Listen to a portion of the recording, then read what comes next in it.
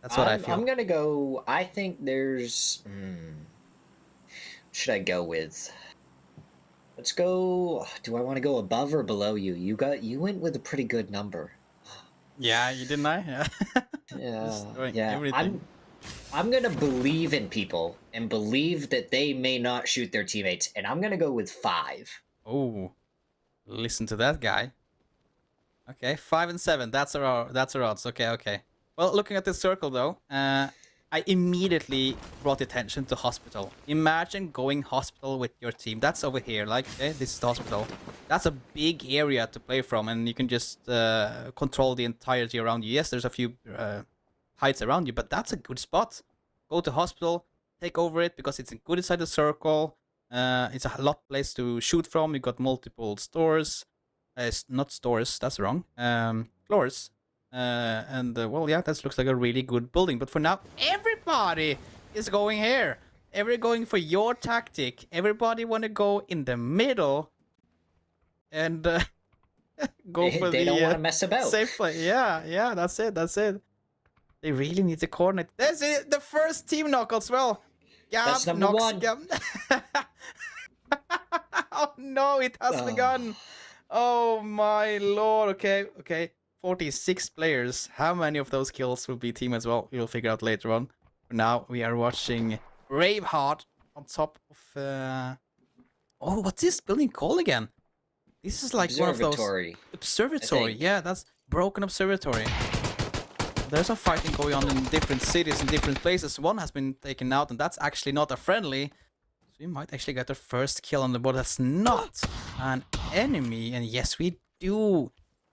Who built the Ark get the first kill of the game. His teammates is in the other side of that, the other building though. So hopefully you guys don't shoot each other because you obviously mentioned taking off the pants. Okay, but they're going towards strats. There's some strats being used now. No pants build or no hat build. Something I don't know, but looks like it. Nobody is using the pants. I think the no hat build may be a little bit dangerous. You take one headshot and boom, you're gone. Don't say that. You imagine it would be nice. No helmet team gang. Nobody would even think that was your enemy. Like, who is stupid enough to run around without a helmet? Everybody might go with the pants strategy. So be the other guy. Be the one that does the weird tactic and drop the helmet. I'll let you try and figure out why that one won't work, and I will stick with keeping my helmet and Dan knocks his teammate. So that's a second team knock, both from Gab. Yeah, I think also the same teammate as well on top of that. Just to... What a Panzer there! That was a really long-range Panzer. He's going for it as well. He's sending it down the hill.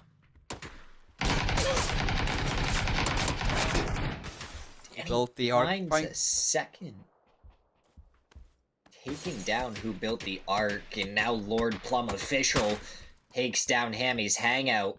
All of a sudden, CDC, they're doing some major damage as Zev gets the knock onto Dadgert. That's all they need, though. They only need that one knock, and they can start resting their teammates once more. So on that one guy, he tried to go for the self-revive, but get immediately taken out again and then flushed.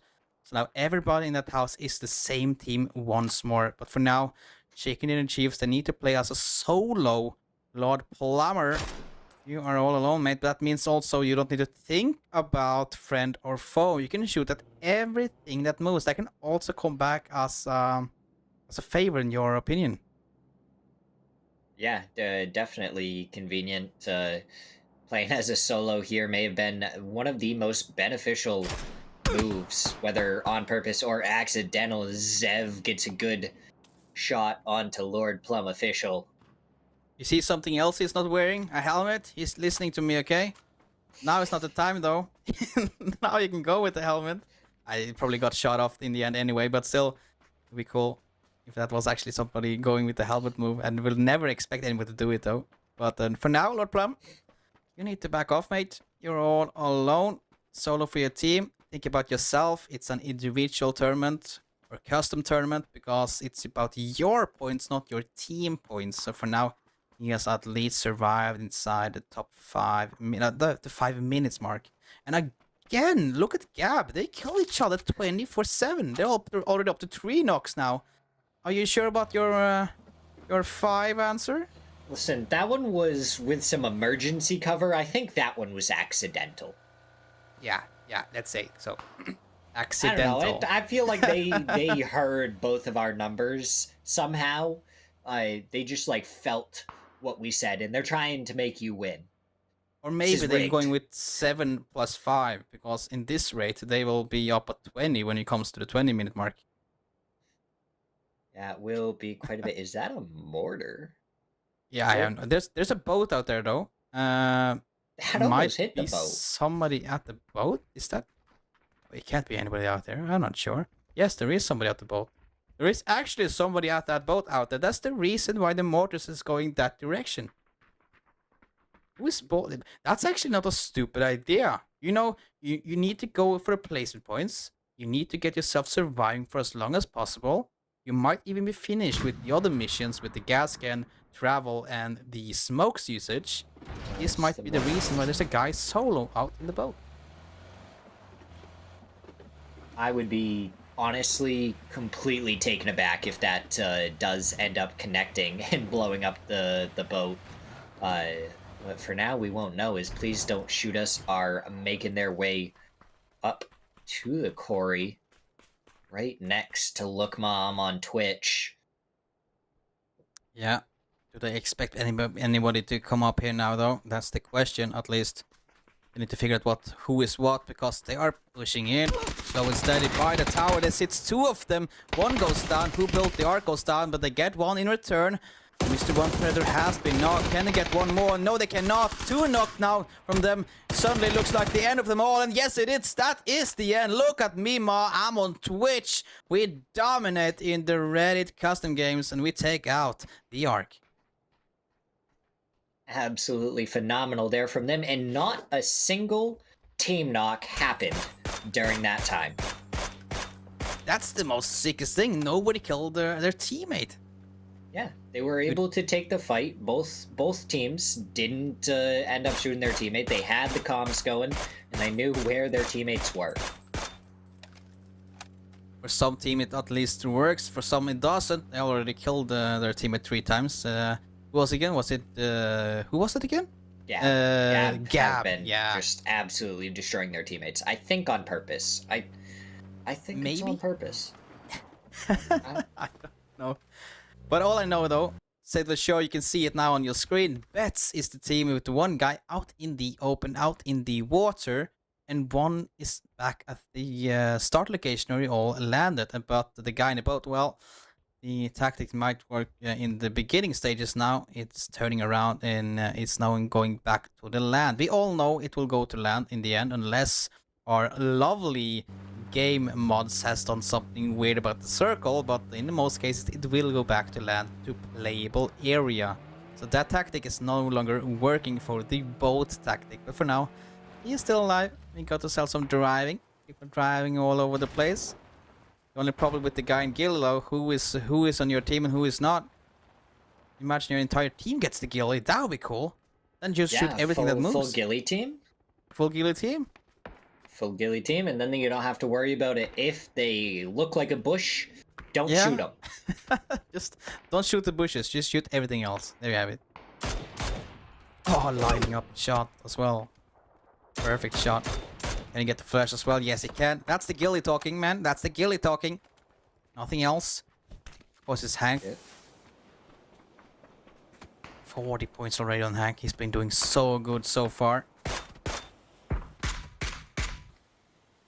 He is dominating so far in these ones. Soup, they're in one of the compounds closer to center, but Hut Drop Heroes, they don't care. They're here for the fights.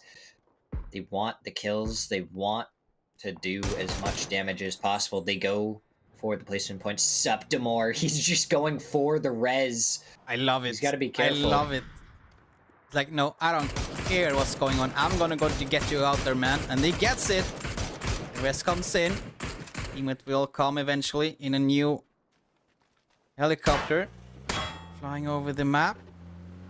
For now, they need to bunker inside those walls. As you mentioned, Shadow, be the team, get yourself a compound, sit inside this compound, and everything and everybody outside it is the enemy. And that's probably what Soup are doing as of now. It's a C4. It's a C4. No. It's a C4. No, it is. Oh, it just blows just 5 seconds too early. Oh, that would be an amazing play. They tried to do the C4 vehicle move. Oh, that was so cool. It did not work out though in the end, but still, we almost caught it on camera. A kill or two. Just needed a little bit more speed and it would have been able to get there and get the knock onto Muddy Creek. But unfortunately, that's not what we saw. Imagine getting it. It would be awesome. I haven't seen that in like a billion years. Okay, not at all, but still, it feels like it. I haven't seen that in a billion years. A C4 on a vehicle kill. That's a long time coming. We almost got it deserved as well by Hot Drop. Them beautiful Hot Drop heroes. They tried it. They did not succeed this time, so clearly they just need another C4 and they need to do it again. Yeah? Yeah, they need to get another C4 and do it once more. The teammate from Soup has come back. That's Tigray teaming up with his teammates as the new zone is about to shift in a few seconds times. Does it go south? Does it go west? Does it go east? I don't know. I hope it goes east, to be honest. That is because there's nobody there. But it does not. It goes back towards Soup. They're happy with that one. They can stay for a few more minutes, but everybody that's south need to start rotating in. That's 4 teams, and you know they cannot see if you're a teammate or not, so this will be dangerous when we are pursuing multiple vehicles close by each other. That would be awesome, seeing some team kills coming in as we see teams rotating. Yeah, and with the amount of teams down to the south, definitely something is probably going to happen. Our wonderful swimmer out in the ocean is still alive, so we'll have to see in this next zone. There is still some water. How long does he survive out in the water for? Well, he has survived so far 13 minutes. That's 2 points just there for the survival time. That's some points at least. Gab has finally come to the building where the first action appeared. This time they have not killed each other anymore, so it's only a 3 for now, so it looks like it's coming your way. And I'm really sad about it, but still, I accept defeat when I see it. There's no guarantee yet. Surely the craziest part of the action and possible team kills is going to be right at the end when every team has to just kind of all squash together. And you may not know exactly who your teammates are and who isn't your teammate in the final zones. Oh, crap. Get it! 1 more bullets, there we have it! Not on my screen gets the knock, and Llama lose 1 guy, and then they lose another one. Ukrasama and Altsman has both been knocked from that EP drop down, has been taken out, and they go down one after the other. That's 2 more kills in favor of Soup.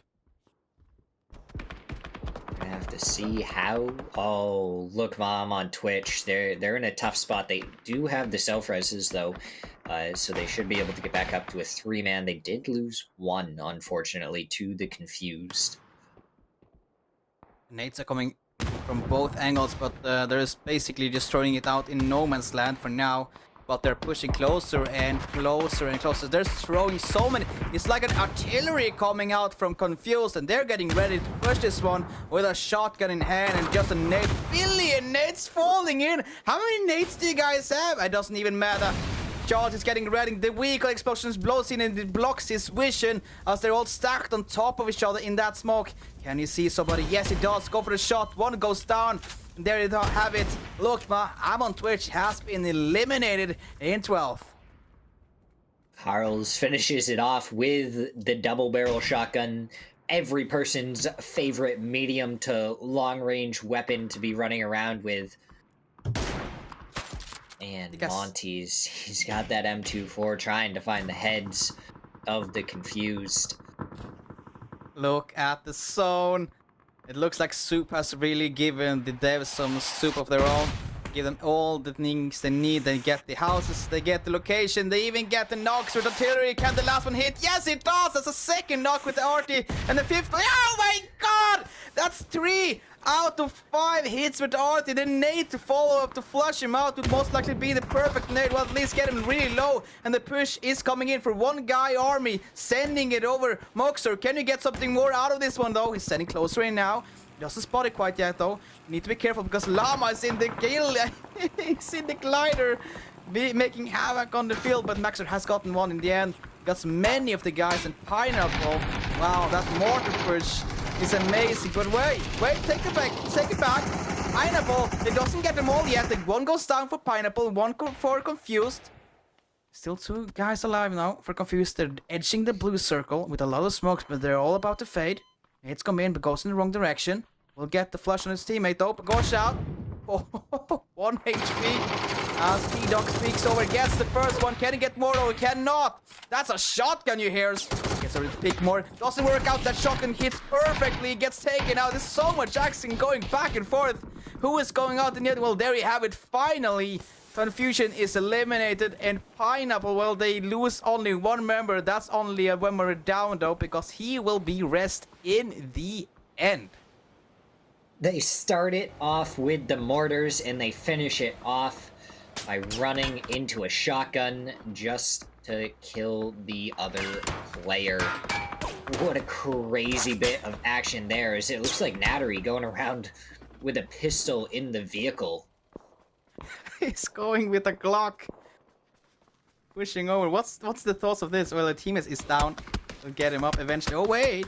Just coming this way. Be careful. No! He dies! On his feet! Well, that means ammunition for you, mate. As he runs and hides behind the hay balls. Oh, ooh! That isn't him, though. That's an UMP. That's team. That's a team knock. It's a team knock. It is a team knock. No. That's 4. We're up to 4? Yeah. We're up to 4. There's still 24 players alive, so that number might push up to 5 or even 7 in the end. I knew it was going to happen when Pandemonium started and vehicles running around and driving in the open and pulling up right next to your other teammates is definitely one of the ways that it could be a problem. New circle pops, it goes to the east side. That means a Soup need to move out of that house. That house is no longer the safe area. But for now, we follow Gab on the south side. They're getting some action going versus Pineapple. They find who is getting on top of this. Well, Pineapple gets some knocks coming their way. 1 knocked down, 1 is flushed. Nate's going over as well, along with the blue zone. But they got the Shakas cover. As Max is trying to get another push coming his way. Game hand. The problem is his teammate. The Gap teammate gets some knock. No, he doesn't. He gets traded from his other teammate, so he's still alive. How is he still alive? It doesn't matter. Because his teammates are holding the angles, multiple angles, as the Gap has lost 2 members and one of them has also been killed as well. Yeah, self-revive goes in. But Pineapple has pushed up to that. Jack going around, peeking, playing mouse and cat. It doesn't end for Gap. Well, Gab's Lightning Storm is eliminated in 8, and Pineapple once more grabbing even more kills as we speak. Fury, he's still alone, but he's still going for the shots. He gets taken down finally by Senpar, trying to go for the self-res, but Senpar not going to let that happen. Fury is the end. He is the 2nd place from last round, playing really good as a solo. Now you have to accept defeat in 7th. And well tried from him. Good try. A-Meisters now on the other side, on the north side. Try to hold back PPT. There's 2 members. But it's slowing down and everybody's just crawling now by the looks of it. Thrown potatoes. They have gotten 2 team knocks onto each other, so we're up to 5 right now. Is it 5? And surely there's going to be more. I have to imagine in these final couple of zones that someone else is going to do another team knock. Maybe it ends at 6 right in between our 2 guesses. As Nattery trying to bounce around behind the vehicle. Zoom trying to find the angle. Isn't that the guy in the vehicle? Is that the guy from the waters? I think so. I think he just got killed out or not. I'm not sure. Yes, Ani Mango has been taken out and he has been eliminated as well. For now, we go back to Aim Masters. They're fighting PPT, trying to make their way in, but we need to be careful because look at the map. Soup is sending it closer and closer with the silent pull-up. They're getting closer now. ICT switch, and his teammate Swen is trying to hold them back. One knockout in their favor. It's 2 versus 3 now. Where's the Soup? Tigray, he got the knock with the Panzer on to switch soon. The last one left over here. Down he goes to not on my screen, and we're down to just 3 teams remaining. Soup, Hut Drop Heroes, and PPT. Soup now again up to all 4 players. Not many kills, but they're all 4 at least. Well, one knock comes on their teammate, but that one will be rested eventually, I guess, and I hope, so they can fight as a full 4-man stack. Question is though, towards the end, if it gets really close, but it looks it doesn't. I don't think it will get so close, like so tight corners. But if it happens to do so, they might turn on each other and kill each other just because of that friend or foe UI being disabled. And we see Submore trying to use that M24 to get the headshot and to Sempar, but not connecting with any of them. It does receive a little bit of damage onto Senpar. Now Septor, he's going to push forward, and now he's going to be the furthest one forward on his team. So they got to be careful to realize who he is and make sure not to shoot him. Bayou gets a good shot onto Septor, but the headshot onto Bayou. What a shot. That's exactly what they need. The perfect move now should be if they just send it to 2 guys in each vehicle and just send it to somewhere and fight from those positions. We'll get a lot of information where the last remaining players are as well, but for now they are sticking as a group. It's now down to only 2 members playing. I take that back, 1 member of HDA, but he got that self-revive, so he will get back up in a few seconds. But the problem is the zone, it might just re-knock him. Or he doesn't go get anything at all. There's 1 player remaining. Soup, they're all spreading out. They got to be careful. Because I don't think they realize where the last player is. And if they run forward and get shot in the back, they might just turn and accidentally kill their teammates instead. Oh, there he is. Natari, the last guy. Well, he starts off with a headshot on the real Soup, the more I mean. That's 3 versus 4. He's also split away from his teammates. And if he can survive for 1 more minute, he might also get another points for surviving for a long time. It's probably going to end right before. Yeah, by the looks of it, running around in circles, doing a peekaboo move. Hello, here I am. Can you hit me? There you go. The shots connect, but he got the self-revive. They need to push up to stop that revive coming in. But I think they will spot him in the end, no matter what. And Muddy Brick with the spray cannot connect it because his teammate will hit it. And there you have it. Soup, they take the chicken dinner in the 4th game of the night in the friend or foe game.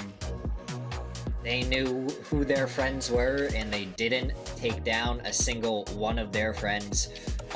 Perfect gameplay from them. They had the great communication. They made sure not to knock their teammates at all, and they were able to make it all the way to the end. Speaking of how many teammates were knocked, pretty sure it was 5. I think it was 5. I think we should all bow down to you, Shadow. Bow down in the shadows and accept defeat. It was a good number, man. You got some good guessings going your way, man. I wasn't sure. I was like, I either have to go above you or below you. And I'm glad I went with what I went with. 5 knocks, that's all we get from the team knocks, and that's not bad, to be honest. And, well, it was a good game.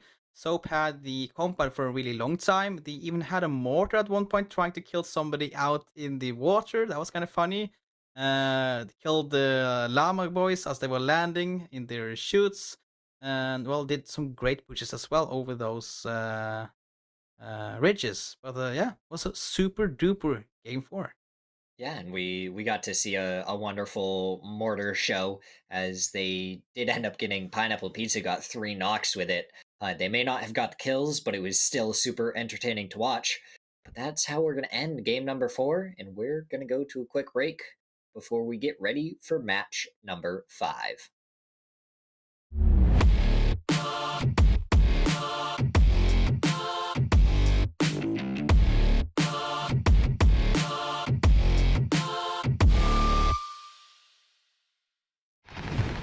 Big updates to map consistency, an expansion of the recall system, and the results of those aim punch tests.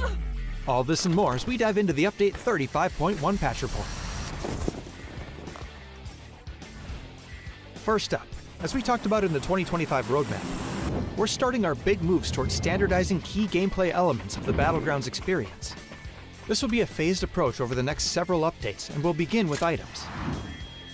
You'll see things like the zipline gun, emergency cover flare, and stun gun appearing across all Battlegrounds, while things like the thermal scope and blue chip transmitter are being removed everywhere. Take a look at the roadmap for all of our upcoming plans, or the patch notes to see the specifics of this first set of changes. Another way we're unifying the experience is by expanding the recall system to all maps, which means it's now available on Karakin and Paramo. Each map will have its own specifics for the system, so check out the patch notes for details. We're looking forward to seeing how these changes shift strategy on these maps. Next, thanks to your great testing and feedback, we're ready to implement the new aim punch system to live. We're going live with the settings from our last gunplay labs, and are looking forward to hearing your feedback on the system in the live environment. Last but not least, we're making audio adjustments based on your feedback, such as your shooting, driving, and the mortar explosions. Let us know how it sounds. There's also a new contender system in the workshop, a new survivor pass, more improvements to custom match, a new rank season, and more.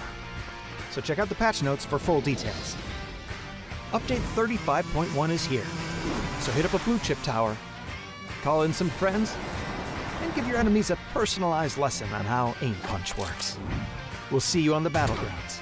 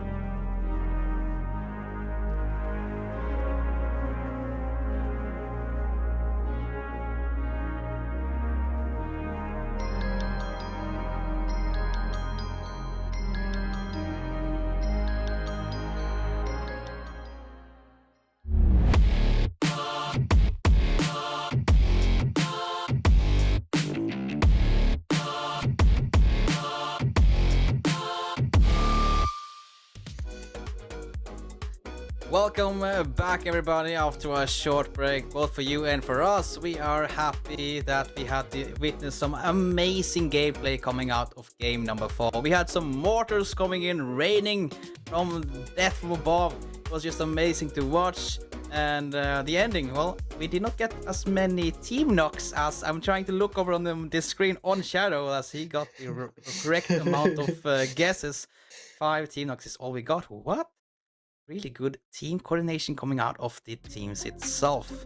Here you have on Shadow. So what teams from that game? Soup, Yeah. 6 kills. We got Raw Potatoes, finally seeing them there up there. That's really fun. With not Ari staying there as the last remaining survivor. Just outside the 25 survivor time though, but still, he managed to survive to top 2.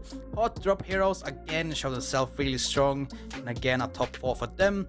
Then Aim Masters, they make it to the top 4 from game number 4. Here we got our top 9 players so far. So not a ton of things moving around, but Tigray does hop up onto the leaderboard. He wasn't there in the last one we looked at, but now he is. He's got himself some good ranked points, and first place, 48 points is what they are at. So even first to 9th place, that's only a 14-point difference. It's really not that hard of a thing to bridge. Looking at Muddy Creek there and Tigray, they only have 2 mission points as well. They have a lot of points to grab if they just want to go for it. But one of those points is now unavailable because the 5th game, well, I can kind of give it away. Yes, we can. Okay. It's going to be the Mad Max Road. Yes, there will be no vehicles. That means you cannot get the challenge of 3 km road in a vehicle unless they're scripted to do that on the mountain bike. But for now, I do not believe that will work out. So if you do not do that challenge in the first 4 games, you might miss out on 2 points just there. But this one, Shadow, crossbow, throwables, and bicycles only. We're in for some really good action, aren't we? I'm so excited for it. Crossbows, one of my favorite guns in the game, alongside bicycles. It's going to be interesting. I feel like we might be able to see some bicycles just getting flown off into the air because of some nades going off underneath of them. And I don't know. I think it could be really funny with how this is going to go. We have some talk about it also in the break, me and Shadow along side the rest of the production team, that like there will be no sound. Like there's no vehicles, there's no shotguns or guns being fired at anything. Basically it will be a really quiet game. Bicycles doesn't make sound, crossbows make sound. Well, the nades do, because we have throw bolts. So when you, as you mentioned, when that first nade lands, you'll be like, oh, stuff is happening. You're playing a game. So it will be really quiet. I'm kind of looking forward to the explosion when the first nade lands and people start having the fights. I think it will be really full of havoc, because I don't think people will start killing each other that early in this game. I think they will like wait it out to the mid game and towards the end game before we actually see some real fighting.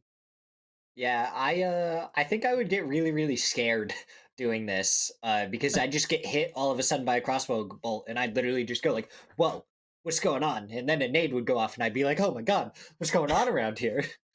Like, where did it come from? Like, where did it come from? Where did it go? That crossbow coming in. Oh my god, why did I start with that? Oh lord. Well, it's gonna be an amazing game. But hello, after those four games we already played though, if you want to say a favorite coming out of those 4 games, we're not gonna do the cast curse though. Of the other 3 games then, which one has been your favorite so far? I think probably our second game with the Blue Zone Danger, just being eminent throughout that whole thing. Avoiding the play zone, really restricting people to actually have to go in and fight a little bit early, was pretty entertaining. Of course, the ending as well, with all the stuff going on in the boot camp, and a lot of C4 and sticky bombs and Panzerfaust blowing up. Basically 1/5 of the entire boot camp was destroyed. That was a super game. be honest, it was kind of hard to cast as well because there was so much going on at the same time. Basically, our brains stopped functioning for a few seconds there. It was a really, really fun game. I really agree on that one. Yeah. Um, So, I mean, even the first game though was super entertaining. You have the Panzer at the end that almost took down 3 players inside the shack. Unfortunately, just didn't get as much damage as needed onto the last player. So that was a super entertaining way for that one to play out. Yeah, with that Panzer push, that was super cool, and I'm really hoping somebody clipped it because that was as we it was a push full of balls basically. Like whoever runs open in the middle of nowhere with the Panzer, well, that guy did, and he almost got the cake after that shot, but well, it didn't end his way though. But that was a cool move. That was the game with the bandages, basically. So when all the guys got knocked in there, they had to sit there for quite some time and just bandage and bandage and bandage up everything in the end there. So that was a really, really great game. Panzer so close, so explode, so not enough. So not enough. But now game 5 is around the corner. Any last words you kind of want to see? Any particular player you kind of hoping for to grab it all? I want to see Septimore just dominate with the crossbow. I think it'd be super entertaining. And he's an awesome guy. So Well, I want to see him dominate, get up on the leaderboard. Well, we can figure that one out as we see on the screen. Game 5 is getting ready. It's the Mad Max manual, and it is not going to be first person, it's going to be third person. So we will have those third person peeking around the corner. But remember again, crossbow, bicycle, and throw balls is everything you can use at the enemy. So this one will be funny. And also, a last touch, look at the zone. It's so tiny. I just want to give it a hug. It's one of the smallest circles I've ever seen in the PUBG universe. Yeah, it's straight to this is gonna be a field ending, and people are really gonna have to try and play around the divots in the field. The question is, how are they gonna be able to do that? I really, I really don't know how people are gonna try and play it. Well, like I'm gonna draw a little bit on the map for now. Second, there is some. Oh, that was bad. Sorry. There's again. Sorry. There you have it. There's some sort of a mountain over here on the purple dot, and there's some sort of a mountain over here you can play from in the beginning stages. But later on, those two will basically be gone. For most, yeah, also one over there. But basically after that, with all that open area in the ending, it will be a lot of crawling. I think, like a lot of people will crawl along the lines of those. Yeah. That's a nice crawling of you. You're such a good painter, my friend. You're such a good painter. Well, there will be a lot of crawling in the end. As you can see, those lines like here and here. As you screw up my drawing. Well, there will be a lot of crawling as I give up on that. To try and explain it. Well, it's going to be a lot of crawling. There is a lot of tiny ridges you can play on later on in that open field. Well, we don't know it's going to be open field yet, though, but by the looks of it, kinda looks like it will be the open field. But again, what we know, maybe it even shifts over the circle over the water and goes to the west coast. Imagine that one, and everybody need to go start swimming. That would be awesome. And I know for a fact you can't choose everything, the Asus ones, because of the caster curse. But sometimes they might even be like, maybe listen to the caster, maybe not. I don't know. But for now, we spot our first driving on the bicycles. Is our lovely leader, Hank, on 48 points. It was not 40, Jaro, it was 48. Well, no, that was after the last match. Was it after? Yeah. So Okay. the match before, I think we were right. I think it was 40, and then he got 8 points in the next match. Well. Yeah, I think I don't count me. Oh God, look at the floors. It's just It's crossbows. It's everywhere. my dream. Basically, everybody needs to pick up a lot. Look at 33 not bullets anymore. It's arrows. It's bolts. The pan is there though. That's cool. So they can use that one to throw it later on if they need to use that in close combat. So you can pick up a few of those and have them in your backpack as well. pants are actually hurting a lot when you throw them at people. I think they do like half HP or maybe just below half HP. But they're still dangerous though. Shots just took a pretty good crossbow bolt to his chest. As we do have two different teams over here. We have clumsy commanders, and then you have aim over on the other side of Hosan in the blue zone. It's pushing. You have It's 3 pushing. minutes 20 seconds to get to the zone. Well, it's actually moving faster than I thought the first phase. Or we're just late out. It's already been 4 minutes. We're just falling behind, Shadow. That's why. Something I wanted to mention. All these names of these teams, really funny names. Whoever came up with those names is just a genius. Oh, good shot as well. Hack Like that shots. he- He's just getting completely demolished by these crossbows. I guess he just has like a homing target on him for the crossbow bolts. I love the fact that it takes a long time to reload the crossbow, but also I don't know how far it goes before it starts dipping. Is it like 100 meters and then it dips down, or is it further? I think it's Because you're an 50. expert. You're like the I- expert I'm- when it comes to all this stuff. Yeah, I'm pretty sure it's only 50, as that's another crossbow bolt connecting onto Fury and Zune. He's hitting these crossbow shots. Yeah, he definitely is. Now he's getting ready to move over. Need to reload that one also. We might need it later on in the battle. The first knock with the crossbow comes in. It's Fury. Gets that one. On Yaldi. He's been taken down. Oh! What a headshot! In the middle of the air! Swen! What a Wow! shot! Oh, That was this- amazing. This guy, there's a reason why they're spectating. He's been doing so good with that crossbow, hitting so many shots already. And now that headshot in the middle of the air. Amazing. 356 damage for him so far. This is a damage farming game. That's for sure. But again, though, you lose another teammate. This time it's Dark Solans that has been knocked. And you see the entire team of CC, they're pushing. They see the knock and they go straight for the flush. Get him out of the game. But he did die after 5 minutes, though. So that's the last point Solans will get as his player points. Unless his team can get some good placements later on. Zwen, He's out. maybe if he keeps it up, he might be able to take on all the members of CC. But I don't know if it's possible. He does have Switch there to back him up, so it's not like he's completely alone yet, but he needs to really connect with some of these shots to try and get the knocks. Switch, he's going to have to try and give him some covering fire. Fury does go down to there's the Switch, pan. and He got taken out. He got taken out. He tried to flush him with the pan, but it doesn't work out. And he gets taken out himself. That means that that guy will be rest up again. It's Fury. He's back on his feet with his arrow. You see the arrows are pointing out. That thing I forgot. They doesn't disappear. They stay. When you Yeah, hit an don't arrow get in the headshot. chest or whatever, they don't get removed. They stay there.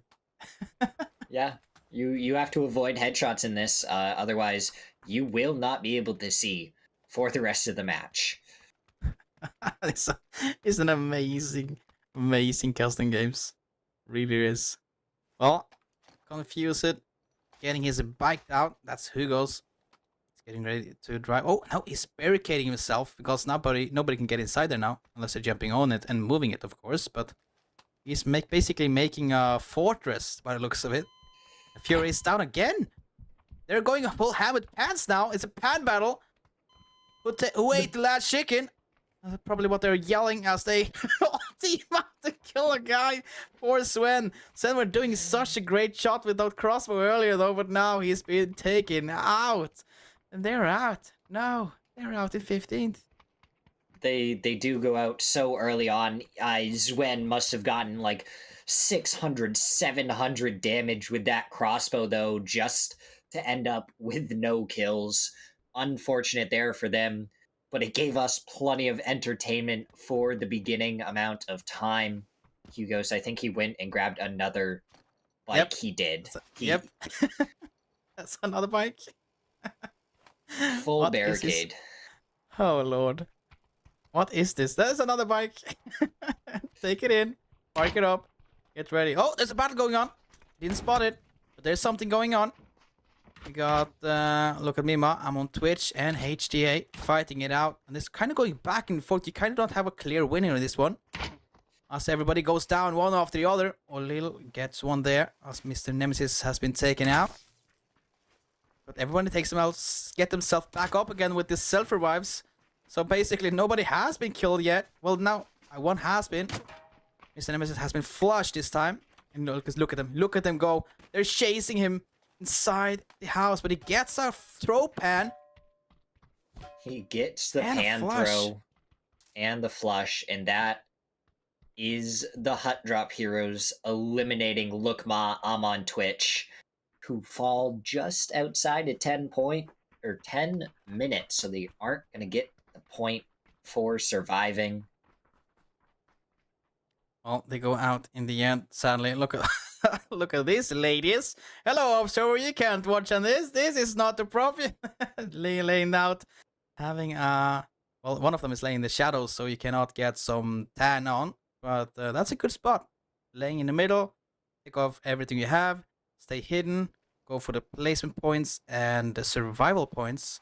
So that might be a smart choice in the end, but the only problem is you do not get any kills or screw up everyone else's armor or anything. But wait a second, armors and helmets, do they have actually anything to say when it comes to the crossbow? Yeah, the helmet doesn't matter. The vest does help just a little bit to deal with a couple of crossbow shots, but it pretty much just prevents them from being one shot. So it will help a little bit. Is what the armor does. The helmet really doesn't do anything. A headshot is gonna headshot you and kill you. Oh! Awalama showing some nice bike exercises. This is what he does whenever he goes up of bed every morning.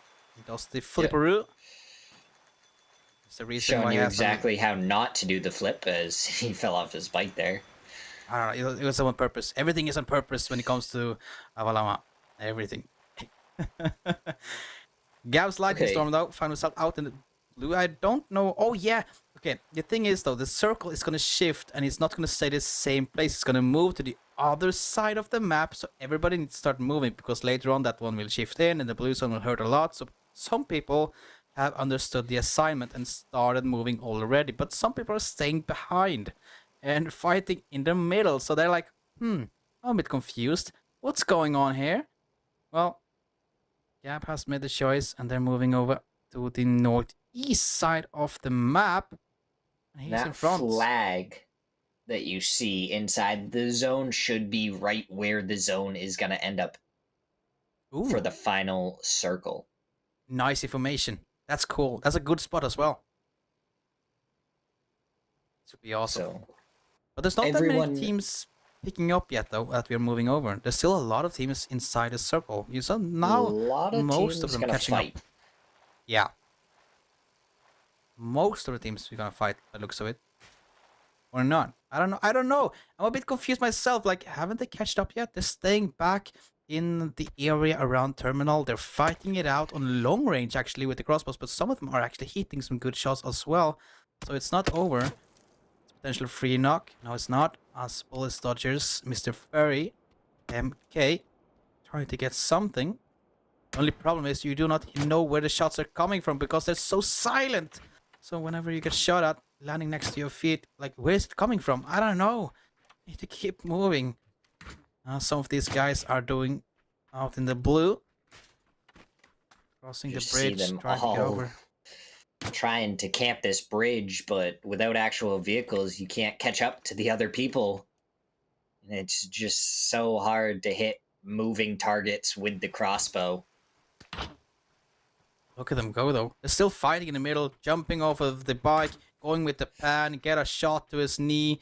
It's taken out, and then the headshot with the pan, and he's out. Well, there's a good coordination there with the crossbow and throw balls, so that's working good. Question now is, how long will it go before everybody understands that the new circle has shifted away? Or will it just stay out inside? Because, I don't know, the blue zone, does it hurt right now? Or will it like eventually hurt later on? Or how does it work? I'm not entirely sure either, but Aliel trying to take down Okrasama. He's finally got hit by at least one, and Bayou just running around with the throwing weapon instead of trying to use the crossbows at all. He's just letting his teammates do the damage, and he is going straight at the enemies to throw the pan at them. Kind of like what they're doing now, hot drop horses. Like they're sending, they already on 7 kills. So they're like really ramping up kills. They find one guy, everybody goes for the same guy as a team, get him out, flush him immediately before anyone else can take the flush, and then move on to the next target. Now again, another kill. This time it's Houseman been eliminated. He's been taken out. And another one has been going down. Who built the arc has been taken out, and he doesn't get to revive. No! He's out. And Hot Pink picks up that kill, got behind Who Built the Ark, and was able to just get a nice little headshot onto him. Any headshot is just going to be a one-shot with the crossbow. Very, very dangerous. If this ever, if crossbows are ever combined with city endings, it's just, can you get someone to peek a window? Because then you're pretty much just guaranteed to get a headshot onto them. That's true. That's true. Hot Oh, Pink Hot trying to Pink, get some nice shots though. Imagine hitting one of those though. We saw them in the first fight. Saw a guy hit a shot like that. Not that far though, but from the guy jumping out of the window.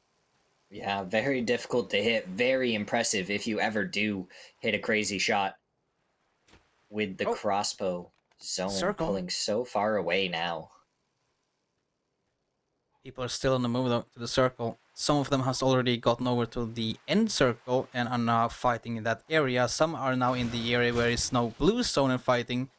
Then we have the teams or the strugglers, not the struggles, strugglers back and the starting zone, and now finally making a move for it.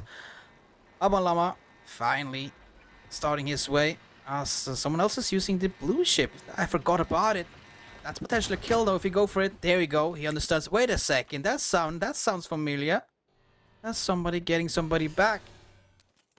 Not Pink. Not alone. And not only did he get someone back, it's also going to make it so Llama can't get someone back for even longer. Hot Pink jumping in the bike to try and avoid the shot there, and doesn't connect onto Amalama. Close. That was a really close shot. That one though. Oh, that's a good shot. That hits him straight in the chest. Amalama, he's low, hiding, taking cover behind that tree. As Hot Pink, I think you understand he hit somebody. You could potentially now either back off and get yourself inside the safe circle as your teammate is on the way down, or stay for the fight, but it looks like he's gonna go with the first one and go back to his teammates as the circle has shifted all the way up to the north and it's slowly catching up. I do believe whenever that one catches up, it might start to do damage in some way, as the players are still not taking damage from the blue, but you can see it moving. That's the first time ever I'm actually seeing that one move. That's really cool, to be honest. Yeah, so now we're going to see it finally start to overlap with where it said it was going to go. So all the teams that were taken away, taking damage, are going to not be taking any more damage. Bullet Dodgers, they're going to be res. They're going to have to try and get as much as they possibly can. Nattery doesn't have a helmet, but really doesn't have to waste too much time looking for a helmet. It's not going to help at all against the crossbows, so just grab some ammo. You have a backpack, grab some throwables, and make your way to the zone. 24 arrows or bolts is all you kind of need whenever you're going to hit somebody. Take whatever they have in their inventory and move on to the next target. Get the first aids going, get yourself something to play with and team up your team. That should be the priority. But finally, Shadow, finally you find yourself inside this circle where it looks like everything will go down in the end. We still have 12 teams alive though and 36 players, so the havoc will come eventually. But for now, everybody, look at the minimap, everybody is on the bikes and running around like small hamsters in a tiny hamster cage. That's by the looks of it. Yeah, and you're just gonna see so many people just chilling on the bikes, kind of just going around, and avoiding all the crossbow bolts for a little while, until they can find a spot that they want to call home. It looks like one of the members does go down to Soup's team. There's some sort of cluster going out on the south side there, though, where not Ari is close by. A lot of things going on in the kill feed as well. Look at the kill feed; it's going actually crazy. And suddenly going down from a lot of players, and basically everybody is knocking everybody. Pineapple looks like they got a lot of stuff going on in their favor. So their kill feed is pumping up, and now this look at Pineapple basically all over that kill feed. But I can't seem to find out who is still alive or not, because as we mentioned earlier, the end game will be fully clustered. There will be so much havoc going on at the same time. Dad Gert finally goes down out in the open. Hammy gets finished off by Septimore, and down goes Please Don't Shoot Us. In the end, they go out. Final game, in the end, the game with 11th place. Pineapple again in the kill feed. I think they found the so how to play this game. Play as a team, play as snipers, play in the middle. I don't know. Whatever they're doing, it's working, because the kill feed is just lighting up with the sexy pineapple logo in the middle of it. Definitely super entertaining. Soup, they're making their way forward. They do have at least some hard cover to work with as well. And there is the kill feed again. Pineapple is still just continuing forward. Hot Drop Heroes, they've gotten 10 plus kills so far. Now they're fighting the Pineapples, and it looks like a knot goes each way for those two teams. I really like this compound, or not compound, but this area Clumsy Commanders have found, though. A lot of good cover, and they can also hide behind some of it for the rest coming in later on. If some of them go down from here, they can just wait and see everyone else fighting each other, maybe even get a steal kill now and then. This position looks really good. Also, it's on the east side of the circle. They have a plenty of area to watch from, and even the high ground, as we see Harry is jumping on top of this, could potentially be one of the better positions later on in the game. But for now, we need to wait and see. 10 teams and 28 alive. Everything is possible, and well, you never know if you're gonna get pulled up on or not. But this time it's not gonna be vehicles, it's gonna be bicycles. As you can see so many bicycles in the middle of the screen as the confusion. Yeah, well, now we're getting chased down by HDM. And Bayou, he's going all the way around. Meanwhile, his other teammates have already stopped. Harry gets a headshot onto Schweppy, so even if Schweppy can get back up on his feet, he's got to be careful, because that crossbow bolt is probably right in his view. But down he goes. Fury gets the flush. And Clumsy Commanders. I really Doing like how good. they're moving, though. They're moving really good, Clumsy Commanders. They're moving as a unit every single time. When they got a knock or see somebody is isolated, they just go for it straight away as a team. And I also like what Llama is doing. They're just driving around in circles and continuing to drive around and around and around. But the only problem is you can never stop them, because you will already be locked in on by everyone else, and you'll basically be a driving or biking target by just doing that. How long can you ride your bike for before you get taken down, before someone finally does figure out exactly where the shot needs to go? Is it looks like they're pulling right up. Bayou almost takes down his teammate. Oh, he's stunned. He can't see anything. Hank gets the melee kill. On to Alms.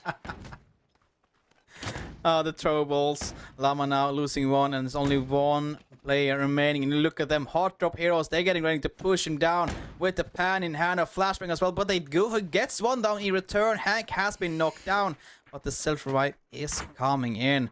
But Okrasama, he's not giving up. He wants to get the reload on that crossbow, but he's getting lower and lower as the chase comes in, and finally he goes down. And there you go, the flush as well. And Llama, well, they're down to only one remaining player, and it's the guy himself. What is gonna happen as Hot Pink finds Brosif?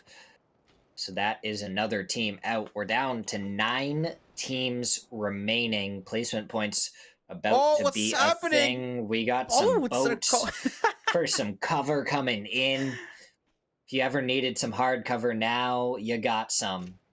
It's So raining many boats. It's not raining men around here. It's raining boats. It's not raining men, it's not raining meatballs, it's raining boats. And the PUBG Reddit custom games. Amazing to watch and amazing to cast. As you see, some teams are still on the bikes and clinging around the map to stay alive for as long as possible. Remember, it's only you get 1 point for every 5 minutes you're alive. So you get points every single time you survive for as long as possible. That's also maybe the reason some of them do not want to fight it. Maybe that's why Oli Hill is driving around. But they have been really active though, 12 kills. Well, maybe this is just like, let's figure out where we're gonna go next, who is the next target, wait for the circle. If we see somebody close by, we go for that guy. They may be just planning it as we speak. Hut Pink is popping off 3 knocks so far for Hut Pink. Can they come through with any more ambiguous trying to get the shot? Nattery goes down from behind by the pineapples. Carls finally puts an end to Hut Pink. Bullet Dodgers down in 9th place, confused. They're trying to get the res onto their teammates before the pineapples make it over here. And Soup, they're close to the center. Like what Avalama is doing though, playing along on the north side, but he doesn't know that Broken Armor has one player laying down and relaxing next to the boat. On the bike he goes away and will not spot the player hiding by the boat, and a lot of more things are falling from the sky. What? Look at that jump! That's a cool jump! That's a pre-jump. You don't want to get knocked from the bike, and it doesn't work out if you go ham with the pad in front of him. The team up, they get him from the left side and right side, and he gets taken out. And they're not finishing yet though, because they're focusing on the other Soap members. One of them is real low, real super more has almost been taken out. They're down to like 10 HP, and the other guys are going one after the other. Well, Soup has not given up. Cross from your hand, reloading, getting ready for the hip fire, but cannot shot. The shot is not connecting. They're still alive. As you can hear, the team self-revives are going off left and right. It's a full havoc on the field as of now. Pure pandemonium. Tigray went forward, tried to get him, but Aliel takes down Tigray. So another dropping for Soup, and down they all go. Hut Drop Heroes, 15 kills so far. They have figured out how to play this game mode, and they are dominating. Yeah, they really figured out how the crossbow is going to work out, and they're playing it perfectly. They're playing as a team. Whenever they see somebody, they go as a team on that person. Another player has been found. That's a snake from before. Broken Armor is eliminated in 7th. We're now down to the top 6 and 17 players. And this tiny circle will be funny. Pan being thrown a second pan. Can you get the third one? No, he cannot. Hank is chasing down Avalama as he backs off with the bike. No, the dodge is perfect as well. Hank missing that crucial shot with the crossbow. Taking up the pan gun though. It can be reused. As we notice, that's being used more and more later on in this match. Avalama, you are kind of boxed in by Hot Drop Heroes, by the boat, with some smoke and a flashbang being thrown out to provide some sort of cover. They're going in though, on the hunt, but they can't find the llama. But yes, they can. I take it back. It's been damaged.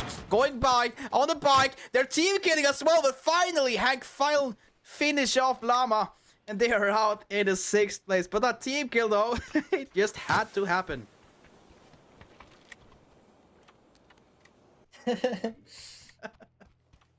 I thought it was a player. Observer. Yeah, I thought it was a player. Taking Amalama's gear away from him now that he's gone down. I was certain, like, who is this guy? What's he doing? Oh wait, it's the observer. Amazing. Well, confused. They are still all 4 alive though, and they're getting ready to push over the pineapples. And they are kind of stuck now because there's a team on the south side as well of them. This is going back and forth basically with the crossbows, and a lot of flashbangs being thrown as well. It's hard to see when you can't see anything.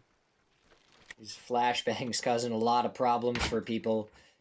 Ambiguous, trying to get some shots onto the pineapples.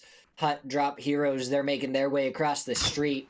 Surely any moment now, these teams are just going to be right up in each other's faces. As Harry finally gets an opening knock onto Bayou. It's a full cluster in there. Look at the right side. There's so many people in and open. They're going all ham with the crossbows and with the pants. But here you go. Confused coming in with the flank on the left side. Spotting players standing completely still and flushing them off straight away. This is the perfect play for Confused. Only 5 teams remaining and they have the option to go in as a third party as everybody else is fighting in that big battle going out open in the open of the fields. This location is super great for Confused. Yeah, Hugo's just taking shots right into the large groupings of people. If you're going to shoot at anyone, may as well shoot at the big groups. Make it a little bit easier for yourself later on. Hank has finally been found and the Hot Drop Heroes is eliminated in 5th place. They are done. Thank you for playing and I'll see you later on in the lobby as we're going to count off the points later on. But for now, you are out. We are down to only 3 teams remaining actually as the admin as they're standing there as the 4th team. So it's actually only 3 teams now. That's why I'm just as confused as they're getting ready. The admin on the bike is just trolling in the middle. It's just so funny. But for now, Confused have the upper hand though. Pineapple is fighting with everything they can. Going for some flushes there. Yes, they get one other. Confused. 4 kills now. 5 kills. As you see, everybody's just running like rabbits in the smokes, in the fields with the pants and everything. And suddenly, it looks like it might go the way for Confused as Pineapples is low. CC is low. He's giving up and accepting defeat. He's probably out of bullets. No, he's dodging. He's dodging it. He's baiting the shots. But in the end, he will go down suddenly. Only 1 member playing for CC and Pineapples. Well, they also have 1 member remaining in the trenches, in the bushes. He's hiding, trying to survive as long as possible. But now Confused. It's only 2 players remaining to find. Do they find him in this? Yes, they found him in the bushes. CC down to 1 member now. It's all about him. I'm Fury trying to survive as long as possible, but down to 1 HP. 1 hit with the crossbow, 1 hit with the pan, or even just a punch. He will go down and Confused are running around trying. Where is he? They can't find him. Well, it's because Fury is in the smoke in the field. But there you go. The knock comes in and the flush will come eventually. There you have it, ladies and gentlemen. Well, the only last remaining player is the admin himself. Confused in the and they're robot. just not shooting him. they just gotta shoot the admin and it's done. It basically all lines up. Confused is now confused. It's amazing. There you have it. Oh, they can't take him down. He's in invincibility. Okay, what is this though? You wanna have a pan fight? Okay, we're going down to the last option. What is he thinking? There you have it. He turns it off and he's ready for some fight. Pan fight. PUBG ready to end him. Where's Confused? It doesn't work like he wants to. He gets 1 hit though, but in the end he will go down as well. There you have it. Finally. Confused do not need to be confused anymore. They take the chicken dinner in game number 5. And well, they were playing it really good in the end there. What a final match. The crossbows, they're always a ton of fun. Always a ton of pandemonium with them. So it was fun. I enjoyed it. Not quite as many explosions as I thought was gonna happen. No explosions at all. There was not even a nade being thrown. I don't think so. I didn't even catch one. I think there was no nades, only smokes. Yeah. No molos. So it was nice and quiet the whole time. The only thing that made noise was the flashbangs. Just us and our thoughts. Us and our thoughts. That's not good. Well, that was game 5. That was funny. Really funny. It's been an amazing day. Yeah, so that was a ton of fun. I mean, what, you just have a bunch of games, a bunch of explosions, bunch of crossbows, Tommy guns, and just pandemonium all throughout. And oh my god, these are always so entertaining, so goofy. and just an enjoyable thing to do. Well, we had game number 1 though, Bandage King. That was a super game. No first aids to be used, no medkits, nothing at all. You saw people were hiding behind cover. You need to sit there for like 30 seconds or even further because of the bandaging. Take a long time. And it was also a third party, so that was kind of fun. Super fun, actually. Game number 2. What was that again? That was the blue zone that Terrifying instantly blue zone. kills you. The terrifying blue zone. That was a bummer. That was not a bummer. That was a super game. Especially with the boot camp ending, with the grenades and with the Panzer and C4s and everything, just blowing up the entire spot. And then we had the third game, Which our game, we got. sort of our Yeah. game. It was our game. It was our game. Casticers. And we even got, well, Shadow got to keep, tell us, they came to us like, Shadow, Tijo, where do you want to have this zone to end? And we're like, can we choose a zone? Yeah, you can do it for this game. And Shadow like, arena, immediately going for the arena one. Oh, So I knew it was going to be good. It was. That's amazing. So was so immediately much went for fun. that one. That was cool. And then we had the fourth game. Now I kind of lost. What was the fourth game? We just did that one. How did we Yeah, forget we just that did one? it. How can I forget it? The fourth game. Why would you forget the fourth game? Gosh, what? It was. It doesn't matter. It was an amazing game in the end. And then we had the fifth game with the crossbow, and Confused just got us confused as us with the ending. Right at the end. With suddenly a white guy in a boat. Well, what is that? Well, for now, we are ready with the scoreboard, or I'm getting told. So that is kind of cool. This is the top 4 teams for game number 5, the crossbow game. And it is Confused on top with 11 kills. Holy moly. But that's not the best of it all. Clumsy Commanders with a sacrifice hiding in the bush in the end there. It's Furry trying to run away, but in the end he goes down. Pineapple Pizza, there we saw them in the kill feed basically all the time, even though not that much damage, but they were basically always in the kill feed. And then in 4th place, Hot Drop Heroes, 18 kills, 2000 and almost 400 damage. Crazy ending for game number 5. And we hop over to our leaderboard for the top 9 players. CDR, Monty's, Moxor all have gotten themselves higher up on the leaderboard. Pedox has gotten himself up onto the leaderboard in 9th place. Very great from them. First place still held by Dangerous Hank, 57 points. But look at it, Shadow. Look at it. Bayou, 2nd place. Look at the mission points. He missed out on the win by 1 point because he did not finish the 3rd mission point. We don't know what it is, but that's a bummer. Missing out with 1 point because he didn't do the missions. This is why you do the missions, okay? This is why you do the missions. 3 players in our top 9, though, did complete all of the missions. So that means 3 people were able to complete blowing up the gas cans. That was an awesome ending there as well. Super cool, super cool. Well, Hank, congratulations, man. He goes away with the win in the end. But it's not the end because there's a rumor. Well, it's not a rumor. We know it. It's gonna be more games coming. Not today though. It's coming the next month. It's gonna be 31st of May. That's the 2nd custom games coming out from the PUBG Reddit boys. Stay tuned for that. It's gonna be in the same Discord channel and everything basically. And hopefully, hopefully me and Shadow can come back. But this was super fun. I've never been part of something so cool like this ever in the PUBG franchise, basically. Absolute ton of fun. It's always exciting to be here. Everyone from PUBG Reddit does a wonderful job with these. Obviously, we saw the Spectator and everything doing so much boat, really, so much boats.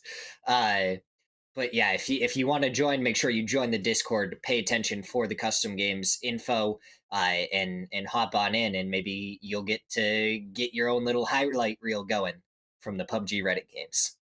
It's been amazing, and I loved every single moment of it. And I hope you guys also loved every single moment. Of course, there is a chance you guys can pick the next games, or 3 of the games next month. Yes, we did it this time. I don't know if it's 100% certain, but if you want to have a voice in it, stay tuned in the Discord for more information coming out later on by the PUBG Reddit admins and all the amazing people over there. So maybe you got the chance to pick whatever, me and Shadow, or who else is going to cast the games, what game mode it will be. But, well, that's all from me. Shadow, you got something to sum it up with? Nope, that's pretty much everything from me. That was a ton of fun. It was great to be here with you casting. I appreciate PUBG for letting me come back, and hopefully I get to do even more of these because again, super entertaining the whole way through every single time. And that's how we're gonna end it. I hope everyone has a wonderful rest of their night, day, whatever time it may be for you guys. And I look forward to seeing you guys back here again next month on May 31st. Until then, guys, see you around and have a great weekend coming up.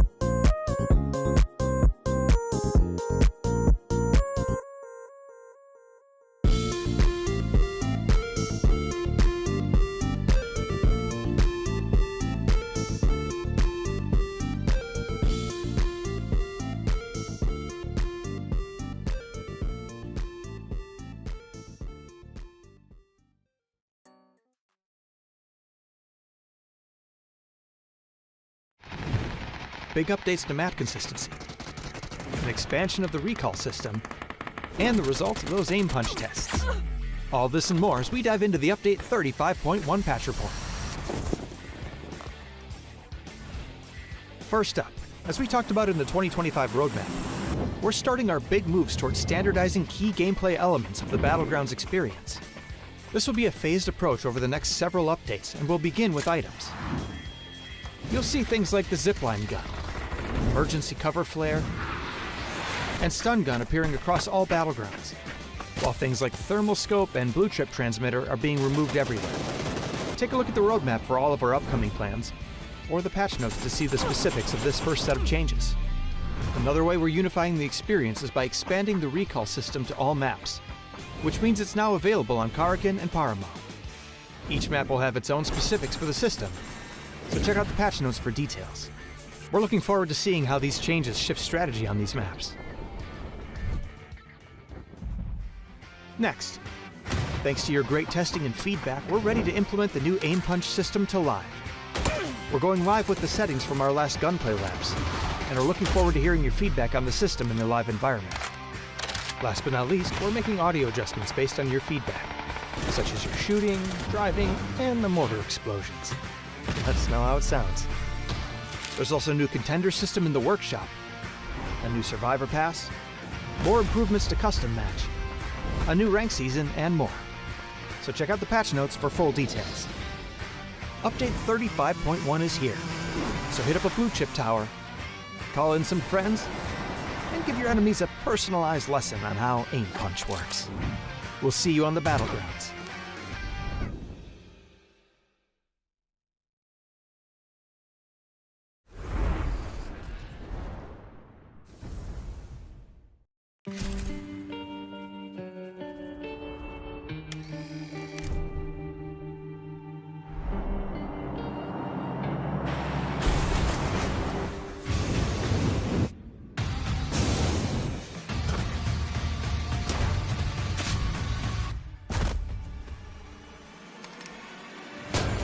It's not over till I say so. It's not over till I'm ready to let it go. Till I'm ready to let it go. Till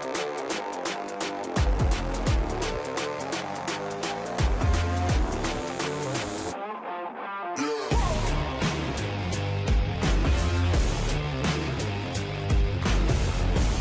ready to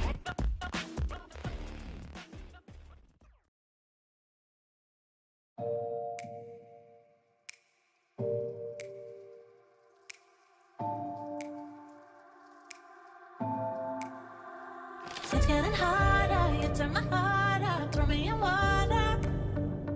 I'm getting higher, just to feel ya, cause I need to. No one knows it, heart is frozen from your poison. Taking the potion, just to feel ya, cause I miss you.